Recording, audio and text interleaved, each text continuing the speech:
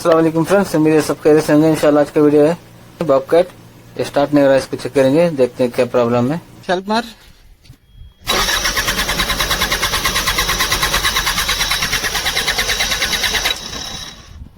इसका पंप का स्विच काम नहीं कर रहा लगता है।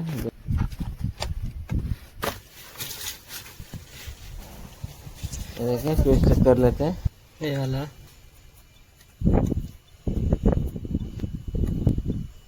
चल रहा है, आवाज आ रहा है, यही है फ्यूज। अब देखें मोटर काम कर रहा है।